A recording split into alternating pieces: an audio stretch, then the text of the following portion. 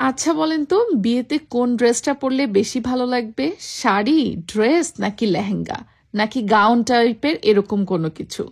আমি যদিও খুব একটা চুজি না, কিন্তু তারপরও এত বছর পরে বাংলাদেশ যাচ্ছি, একমাত্র ভাইয়ের বিয়ে বলে কথা, নিজের জন্য বিয়ের কিছু শপিং করব না তা কি হয়? তাছাড়া বইয়ের জন্য বেশ কিছু শপিং করতে হবে। তো চলুন তাহলে আজকের ভিডিওটা শুরু করি, আপনারা নিশ্চয়ই এনজয় করবেন। আসসালামু আলাইকুম, কেমন আছেন সবাই? আলহামদুলিল্লাহ, আমরা ভালো আছি। আজকে বাচ্চা কাচ্চাদের স্কুল ছুটির দিনে যেহেতু আমাদের হাতে সময় নাই, আর আমরা ছুটির দিনগুলোকে রাখছি হচ্ছে শপিং করার জন্য।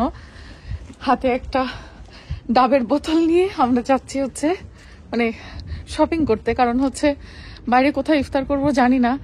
তো বাসা থেকে পানি বা কিছু ফ্রুটস এবং ডাবের পানি জাতীয় জিনিস আমি নিয়ে নিচ্ছি, আর বাইরে থেকে তো যেখানে থাকবো সেখানে যা পাবো কিনে ইফতার করে ফেলতে হবে আজকে। সো আজকে কিন্তু আমরা বিয়ের শপিং এ যাচ্ছি। কার বিয়ের শপিং? ইয়েস, আমার ভাইয়ের যেহেতু বিয়ে, তো বিয়ের শপিং এর জন্য কিছু কিছু কেনাকাটা করব।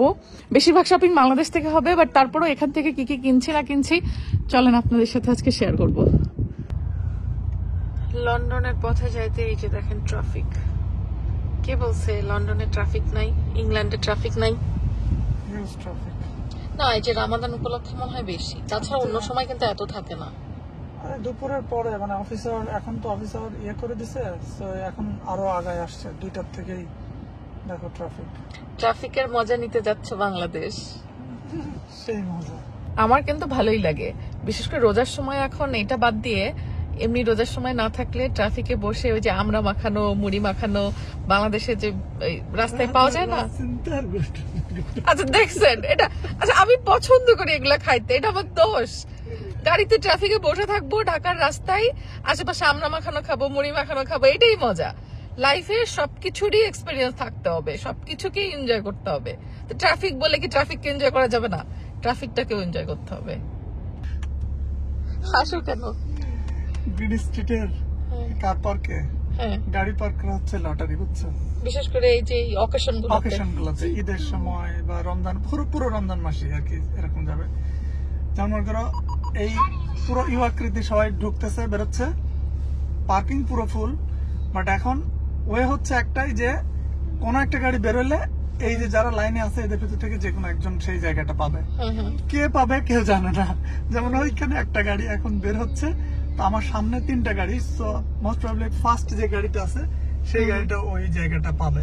আমিও পাবো না, আমার সামনের জন্য পাবে না, কারণ ওকে গিভওয়ে দিয়ে ওইটা বের হয়ে যাবে আর ও তখন ওইখানে পার্ক করবে। তো মানে এটা লটারি, যে আমার আশেপাশে আমি এই পার্কিং এর ভিতরে থাকা অবস্থায় আমার ইমিডিয়েট সামনে থেকে কোনো গাড়ি বের হয় কিনা, এটাই হচ্ছে লাখ। সেটাই। এই যে ঈদের সময় লন্ডনে আসলে পার্কিং নিয়ে বেশি ঝামেলা হয়, অন্য সময়গুলো তো হয়, বাট ঈদের সময় পার্কিং একেবারেই পাওয়া যায় না। একটা ফ্যামিলি আসতেছে লটারি, জানি না এরা গাড়ি নিয়ে বেরোয় যাবে কিনা। দেখো এদের গাড়ি কোনটা, এরা কোথা থেকে বেরোবে? পাশে যে থাকবে তার লটারি।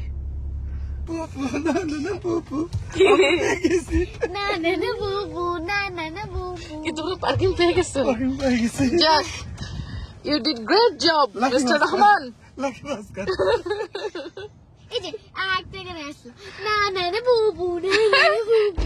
কতক্ষণ ওয়েট করে, সাবধান সাবধান, এখানে অনেক কনজাস্টেড কিন্তু। হেই শেজা, হেই সিয়ারা।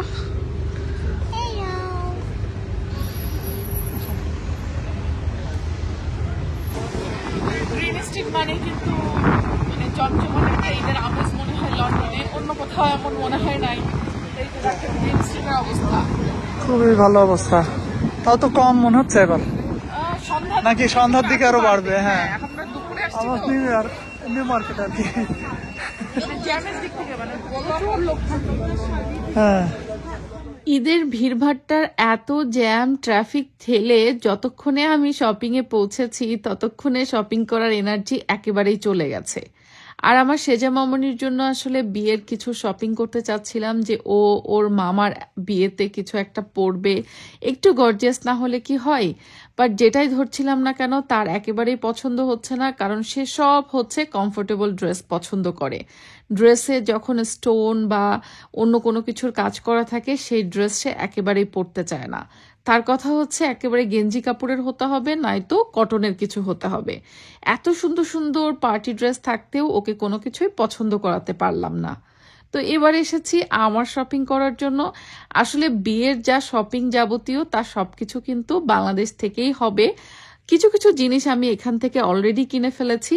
বিয়ের শপিং বলে কথা, সবকিছু তো আর দেখানো যাবে না, তাই না? সেটা বিয়ের সময় আপনারা একবারে দেখবেন। তো আসছি হচ্ছে এবার আমার নিজের জন্য কিছু কিনবো বলে, কারণ বিয়েতে তো আমাকেও কিছু পরতে হবে। নতুন বইয়ের জন্য বেশ অনেক কেনাকাটাই হয়ে গেছে।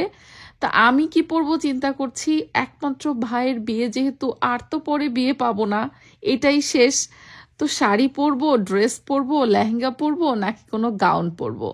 আমিও আসলে খুব হেভি কিছু চাচ্ছিলাম না, কারণ যেহেতু হিজাব পরবো আর আমি অত একটা আসলে হেভি ড্রেস পরে অভ্যস্তও না।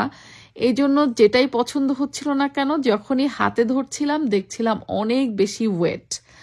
অনেক আগে ছিল একটা সময় যখন আমি এরকম অনেক হেভি গর্জিয়াস জিনিসপত্র পরতাম, অভ্যস্তও ছিলাম। বাট অনেক বছর হয়ে গেছে আসলে এসব অভ্যাস একদমই বাদ দিয়ে দিয়েছি। কেন জানি দিন দিন আমি এত বেশি সাদামাটা হয়ে গেছি।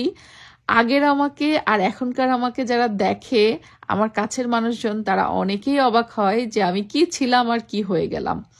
আসলে সময়ের সাথে মানুষের কিন্তু অনেক চাহিদা, রুচি সবকিছুর পরিবর্তন হয়। এখন আমি ঘুরে ফিরে সব থেকে সিম্পল জিনিসটা বা কম দামি জিনিসটাই খুঁজি, কেন আমি জানি না।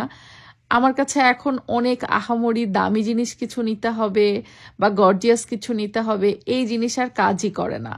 এখন আর আগের মতো ওরকম চিন্তা করিই না। তবে হ্যাঁ, যেহেতু ভাইয়ের বিয়ে বলে কথা, এই জন্য ভাবছি কিছু একটা তো পড়তে হবে যেটা আমাকে একটু ভালো লাগে দেখতে। কিন্তু আবার ওয়েটের দিকটাও খেয়াল রাখতে হবে, যেহেতু আমার আর্থ্রাইটিসের প্রবলেম আছে। আমি এমনিতেই বেশি হেভি কোনো কিছু ক্যারি করতে পারি না, পায়ের গোড়ালির ব্যথা, হাই হিল পরতে পারি না, এরকম অনেক প্রবলেম আছে।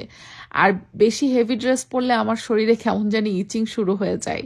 তো যেহেতু সবকিছু মেনটেন করে আমাকে একটা ড্রেস চুজ করতে হবে, এবার ভাবছি যে শাড়িতেই চলে যাব কিনা। আচ্ছা আপনারা বলেন তো, আমি কি বিয়েতে ড্রেস পরবো নাকি শাড়ি কিনে ফেলবো একটা?